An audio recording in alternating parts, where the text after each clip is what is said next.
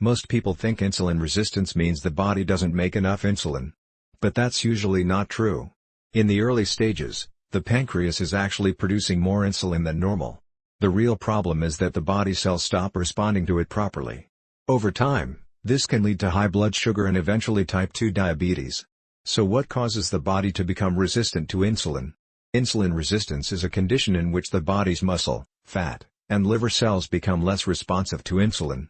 Insulin is the hormone that helps glucose move from the bloodstream into cells, where it is used to produce energy. Normally, after you eat, carbohydrates are broken down into glucose. As blood sugar rises, the pancreas releases insulin. Insulin binds to receptors on the surface of cells, triggering them to absorb glucose from the blood. With insulin resistance, these cells no longer respond as effectively. It's like knocking on a door that only opens halfway. Glucose has a harder time entering the cells, so it remains in the bloodstream. To compensate, the pancreas produces more and more insulin to keep blood sugar within a normal range. This extra insulin can control blood sugar for many years, which is why people with insulin resistance often have high insulin levels but normal glucose levels in the early stages.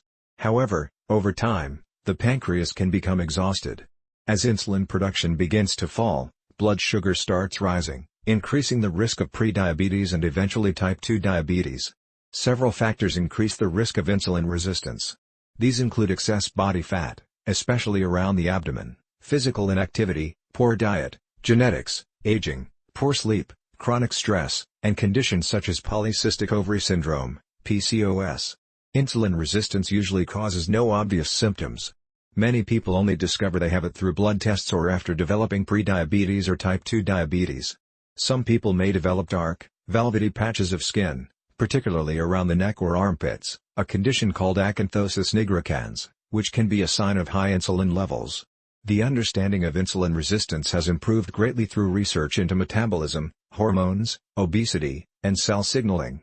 Scientists now know that inflammation, excess fat stored around organs, and genetic factors all contribute to reducing the body's response to insulin. The good news is that insulin resistance can often be improved or even reversed in its early stages. Regular exercise, healthy eating, weight loss when appropriate, good sleep, stress management, and certain medications can all help the body's cells become more responsive to insulin. Today, artificial intelligence is helping identify insulin resistance long before diabetes develops. AI can analyze electronic health records, blood test results, wearable device data, body measurements, and lifestyle patterns to estimate a person's future risk. Researchers are also using AI to identify subtle metabolic changes that humans might miss, allowing doctors to recommend lifestyle changes years before serious complications occur. Insulin resistance is a condition where the body cells stop responding properly to insulin, forcing the pancreas to work harder to keep blood sugar under control. Understanding how it develops shows why early lifestyle changes and modern technology can play a major role in preventing type 2 diabetes.